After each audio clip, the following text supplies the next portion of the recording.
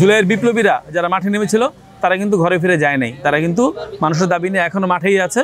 সুতরাং তাদের সাথে যারা বেইমানি করতে চাবেন, যারা এই জুলাই আন্দোলনের সাথে বিশ্বাসঘাত করতে চাবেন, তাদের পরিণতি ওই ফ্যাসিস্টের মতোই হবে যে ফ্যাসিস্ট জুলাই পালিয়ে যেতে বাধ্য হয়েছিল। জুলাইতে আমরা আমাদের এই রক্তস্নাত আমাদের যে সংগ্রাম, আমাদের যে লড়াই ছিল জুলাই মাসব্যাপী, সেটাকে আমরা স্মরণ করতে চাই। আমাদের যে বীর শহীদেরা তাদের আত্মত্যাগের বিনিময়ে দীর্ঘদিনের আমার বাংলাদেশ থেকে ফ্যাসিবাদকে তাড়িয়েছিল, আমরা তাদেরকে স্মরণ করতে চাই। আমরা এই জুলাইয়ের প্রত্যেকটা দিনই আমরা কিছু না কিছু কর্মসূচি হাতে নিয়েছি। তার অংশ হিসেবে আমরা সূচনা হিসেবে আজকে আমরা স্বজনের কবরে আমরা জিয়ারত করতে আসছি। আমরা আমাদের এই বীরদের আমরা স্মরণ করতে আসছি। যে আকাঙ্ক্ষা নিয়ে, যে প্রত্যাশা নিয়ে আমরা জুলাই অংশগ্রহণ করেছিলাম, আমাদের সে প্রত্যাশা কিন্তু আমরা পূরণ হয় নাই।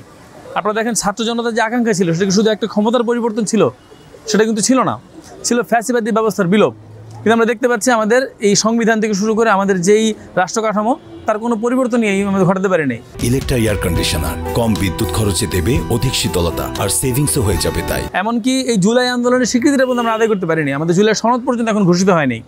সুতরাং আমরা এই দাবিটা করতে চাই, এক, জনগণের যেই ক্ষমতা জনগণের হাতে পৌঁছে দেওয়ার জন্য যে প্রয়োজনীয় সংস্কার, আমাদের রাষ্ট্রের সংস্কার, সেই রাষ্ট্র সংস্কারটাই সরকার এখনও পর্যন্ত তারা ব্যর্থ।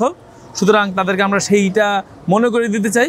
জুলাইয়ের শহীদের সাথে গাদ্দারি করবেন না, বেমানি করতে পারবেন না, তাদেরকে এই দাবি মানতে আমরা বাধ্য করতে চাই।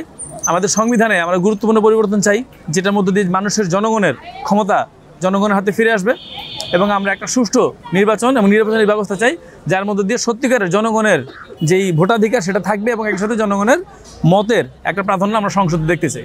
বর্তমান সময়ে আমরা দেখতেছি যে আমরা প্রত্যেকেই যার যার জায়গা থেকে, প্রত্যেকে যার যার ব্যক্তিগত দলীয় স্বার্থের কথা চিন্তা করে আমরা একত্রে যে হাঁটার কথা ছিল, যে একসাথে যে কাজ করার কথা ছিল, সেই জায়গা থেকে অনেক দূরে সরে গিয়ে ব্যক্তির স্বার্থ, দলের স্বার্থের চিন্তা করে দেশ এবং জাতির অবস্থা থেকে দেশ এবং জাতিকে সামনের দিকে এগিয়ে নিয়ে যাওয়ার জন্য যে করণীয় ছিল, সেই জায়গা থেকে, সেই লক্ষ্য থেকে আমরা বারবার ছিটকে যাচ্ছি, এবং সেইটা আমাদের জন্য এবং জুলাইয়ের জন্য অনেক ভয়ঙ্কর আগামী বাংলাদেশের জন্য।